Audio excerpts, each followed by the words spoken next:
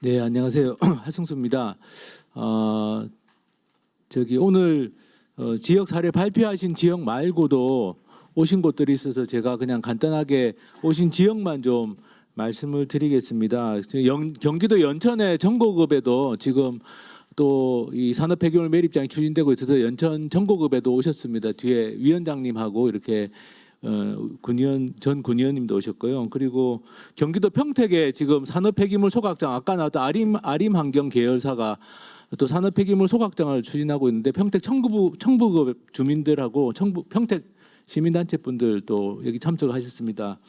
그리고 경기도 화성에 지금 매립장이 지금 주곡리, 칠곡리란 두 군데 매립장이 있는데 또 새로 석포리에 매립장 추진되고 있고 또 거기 전곡 해양산단 안에 또 SK가 지금 매립장 하나 추진하는 게 있는데 관련해서 지금 대책위원장님, 정혜랑 위원장님도 오셨고요. 예, 지금 그리고 이제 경주에 지금 매립장하고 소각장 의료 폐기물 소각장 증설 문제도 있고 신규로 매립장 추진되는 경주 안강읍 있는데 안강읍 시의원이신 경주시의원 이강희 시의원님도 여기 자리를 해주셨습니다.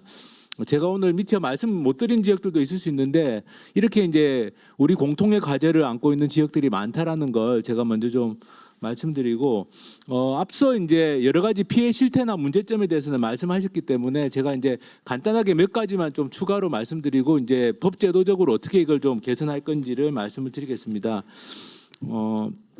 피해 실태와 관련해서 그 소각장 피해는 아까 쭉 말씀을 다 해주셨고 또 포항에서 증설 문제도 말씀해 주셨는데요.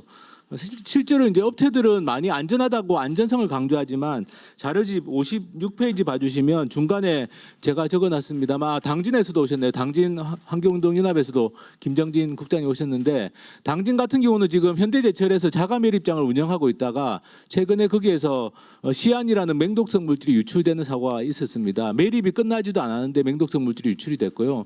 그러니까 사실은 매립장 같은 경우도 사고가 끊임없이 발생하고 있습니다. 제방이 붕괴한다든지 아니면 이렇게 맹독성 물질이 유출된다든지 또는 에어돔을 씌워놨는데 에어돔이 폭설로 무너진다든지 이런 사고들이 끊임없이 발생하고 있고 앞서 말씀하신 것처럼 소각장 같은 경우는 이제 대기오염 물질로 인한 피해들이 많이 발생하고 있습니다.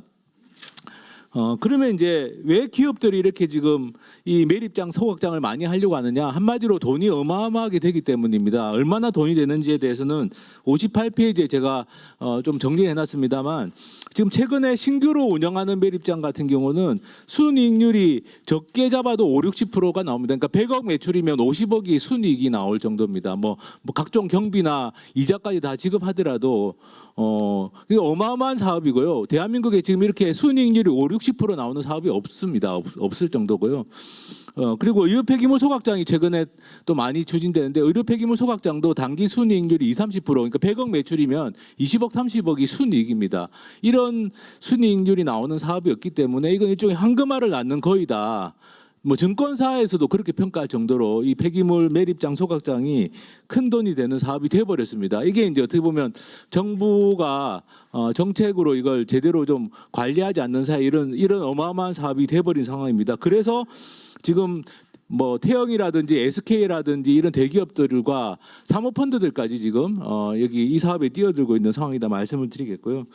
또 60페이지 보시면 이렇게 어마어마한 이익이 나는데 또 문제는 뭐냐면은 이런 매립장 소각장으로 인한 여러 가지 문제가 발생하면 그 문제는 결국에는 우리 세금으로 다 감당할 수밖에 없습니다. 지금 매립장 같은 경우는 법적으로 최대 30년까지 사후 관리를 하게 돼 있는데 사후 관리를 하는 동안 그러니까 매립이 끝나면 돈이 안 됩니다. 매립을 할 때는 돈을 벌지만 매립이 끝나면 돈이 안 되거든요. 그러면 업체들이 사후 관리를 잘 못하면 그러면 그걸 결국에는 정부나 지자체가 세금을 들여가지고 복구를 하거나 사후 관리할 수밖에 없습니다. 지금까지 그렇게 하고 있는 곳이 여러 군데입니다. 여러 군데고 소각장 같은 경우도 마찬가지로 아까 소각장을 운영해서 돈을 번 건 민간업체들인데 이게 주민들이 건강 피해를 입고 여러 가지 피해를 입게 되면 그러면 그것도 결국에는 정부가 돈을 들여서 조사도 하고 대책도 세울 수밖에 없습니다. 그러니까 돈은 민간 기업들이 버는데 여러 가지 문제가 발생했을 때 사후 관리하고 사후 이렇게 문제를 해결하는 것은 다 공공이 떠안게 되는 그러니까 피해는 지역 주민들이 보고 이익은 민간업체가 회사가 가져가고 사후 관리는 결국 공공이 떠안게 되는 이런 아주 기막힌 구조가 지금 만들어지다는 말씀을 드리고 싶습니다. 그리고 60페이지 아래쪽에 이게 최근에 이렇게 돈이 많이 되다 보니까 너무 문제가 많은 행태들이 벌어지고 있는데요. 가령 뭐 산업단지를 조성한다고 해놓고 실제로는 산업 폐기물 매립장만 열심히 공사하고 있는 그런 것들도 지금 나타나고 있습니다. 산업단지는 해봐야 적자인데 그 안에 매립장 하나만 인허가 받으면 그걸로 산업단지로 생긴 적자를 다 보전하고 수백억 대의 이익을 남길 수 있다는 게 지금 딱 계산이 나와 있습니다. 그래서 경북 같은 경우는 제가 고령에 가보니까 고령 같은 경우는 이미 그렇게 산업단지로 발생한 적자를 다 매립장으로 메꾸고도 남는 수백억이 남는 이런 상황이 벌어지고 있습니다. 그리고 61페이지 제일 위에 적어놨습니다만 앞서 저기 강릉에서도 말씀하셨지만 지금 최근에 돈이 이렇게 많이 되다 보니까 업체들이 인허가 받으려고 주민들 돈으로 이렇게 회유하는 게 너무 심합니다. 제가 최근에 충남의 어느 한 매립장 추진 지역의 이장님한테 전화를 받았는데 주민들한테 동의서에 사인만 해주면 가구당 4천만 원을 주겠다라고 지금 업체가 다니면서 동네가 완전히 깨질 위기에 놓여 있는 게 그러니까 이게 이 액수가 어마어마하게 늘어난 겁니다. 이게 과거에 뭐 몇백만 원 수준이었다면 지금 몇천만 원 수준까지 뭐 하고 그게 그냥 이게 뭐 어떤 정상적인 의사결정이 아니라 한 명 한 명 사람을 개별적으로 이렇게 포섭하듯이 하니까 지역 마을 공동체 자체가 농촌 마을 공동체 자체가 위협받는 이런 상황까지 지금 가고 있습니다. 제도 개선 방향에 대해서 제가 이제 지금부터 몇 가지 말씀드리겠습니다. 61페이지 봐주시면 아까도 쭉 말씀이 나왔지만 이 산업 폐기물 매립이나 소각이라는 이 사업 역량 자체가 이게 민간 기업이 하기에는 적절치 않은 사업이라는 것입니다. 이건 공공이 좀 책임지는 게 맞고 특히 생활 폐기물은 원칙적으로 지방자치단체가 책임지는데 왜 산업 폐기물은 민간 기업이 하고 있느냐 이게 이제 많은 지역 주민들이 공통적으로 느끼는 문제의식입니다. 그래서 제가 제안드리고 싶은 거는 신규로 하는 매립장이나 소각장은 이제부터는 공공이 하는 걸로 하자. 그래도 기존의 매립장이나 소각장은 민간 기업이 하는 겁니다. 기존에 이미 인허가 받은 것을 어떻게 할 수는 없으니까. 그런데 새로 신규로 하려고 하는 거는 원칙적으로 이 민간 기업은 못하고 공공성이 있는 주체만 하도록 하자. 그게 중앙정부 산하의 공공기관이 됐든 아니면 광역지방자치단체의 뭐 공사나 공단이 됐든 출자 출연기관이 됐든 그런 식으로 하자는 것이고요. 최근에 충청남도가 아마 환경부에 건의한 내용이 충남이 지금 매립장 때문에 문제가 많아서 충청남도가 폐기물 관리 공사 같은 걸 만들어서 그러니까 지자체 산하의 폐기물 관리 공사를 만들어서 거기에서 매립장을 하는 걸로 제안을 한 걸로 알고 있습니다. 그리고 울산도 비슷한 방침을 정한 것으로 알고 있고요. 그러니까 지역에서는 지자체들도 이게 워낙 문제가 심각하니까 이런 문제의식들을 가지고 있는데 근데 결국에는 이게 이제 국가의 법률로 정비가 돼야지 이게 개별 지자체가 공사를 설립해서 한다는 것도 쉽지 않은 일이고 그렇게 하더라도 민간 기업들은 계속 또 인허가를 받으려고 하니까 이 문제는 신규 매립장이나 소각장부터 좀 이 공공성이 있는 주체만 하는 걸로 하고 그러면 기존에 있는 이미 허가받은 매립장, 소각장 인허가 업체들이 그런 공공이 세운 어떤 기준이나 이런 것들을 따라가게 되는 또 효과도 얻을 수 있을 것 같습니다. 그리고 앞서도 말씀들이 나왔지만 63페이지에 산업 폐기물 이동을 제한할 필요가 있습니다. 일종의 권역별로 발생지 책임의 원칙을 적용할 필요가 있습니다. 이걸 뭐 기초지자체인 시군구 차원까지 생활 폐기물처럼 적용하지 못하더라도 권역을 나눠 가지고 그 권역 안에서 발생한 산업 폐기물, 의료 폐기물은 그 권역 안에서 책임지도록 하는 권역별 발생지 책임의 원칙을 좀 적용할 필요가 있고 제가 찾아보니까 이 경북 지역이 워낙 의료 폐기물 소각장이 많고 지금도 신설 증설이 가장 많이 추진되는 데가 제가 파악하기로는 경북입니다. 경북은 지금 전국 14개 의료 폐기물 소각장 중에 이미 3개가 있는데 근데 안동이나 뭐 여기저기서 신설 또는 증설을 추진하고 있습니다. 하도 이런 문제가 많이 발생하면서 이 법원으로 간 사건들도 있었는데요. 그 64페이지 위에 보시면 대구고등법원에서 부산고등법원, 대구고등법원에서 판결한 내용을 보면 이 의료 폐기물 같은 경우에는 근거리에서 처리하는 게 공익에 부합하고 또 이게 지역 간 형평성에도 맞다라고 법원에서 판결을 한 게 있습니다. 그러니까 법원은 이렇게 판결을 하는 겁니다. 근데 법원은 사건이 돼가지고 소송이 제기돼가지고 법원으로 온 경우만 이렇게 판단할 수 있을 뿐이기 때문에 사실은 법원도 지적한 것처럼 이 폐기물이라는 건 결국에는 근거리에서 처리하는 것이 공익에 부합하는 것이기 때문에 이렇게 전국적으로 이동하는 것을 좀 제한할 필요가 있습니다.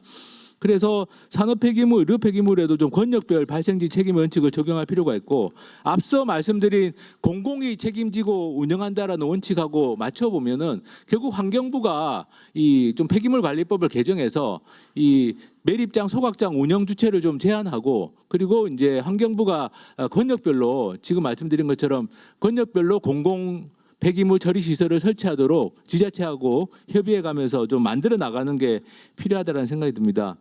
그리고 앞서도 계속 말씀이 나왔지만 생활 폐기물 시설은 주민 감시가 가능한데 산업 폐기물 시설은 사유지란 이유로 매립장, 소각장이 들어서면 접근도 못하게 돼 있습니다. 저도 뭐 거기까지 앞까지 갔다가 못 가고 돌아 나온 적들이 많고요. 매립장 같은 경우는 다 펜스를 쳐가지고 안에가 잘 보이지도 않도록 돼 있습니다. 그래서 사실은 주민 감시를 최소한 생활 폐기물 시설 정도로는 보장해야 되는 거 아니냐. 그리고 사후 관리도 지금 민간 기업들에게 다 맡겨놓다 보니까 사후 관리가 잘 안 되는데, 사후 관리를 제대로 하려면 지금 매립장 같은 경우는 말씀드린 것처럼 너무 많은 이익을 올리고 있습니다. 정말 이거는 뭐 인허가만 받으면, 아까 주문진 같은 경우는 뭐 인허가 받으면 조 단위의 순이익을 예상할 수 있는 거거든요. 그래서 이걸 민간 기업들에게 이렇게 과도한 이익을 누리게 할 것이 아니라 이걸 좀 어떤 뭐 부담금이라든지 이런 식으로 회수를 해가지고 기금을 만들어서 지금 이 산업 폐기물 때문에 여러 가지 고통을 받고 있는 지역 주민들을 지원하거나 안전하게 사후 관리하는 용도로 쓰는 게 맞지, 지금처럼 민간 기업들이 그렇게 어마어마한 이익을 다 챙겨가도록 만드는 것은, 방치하는 것은 아닌 것 같습니다.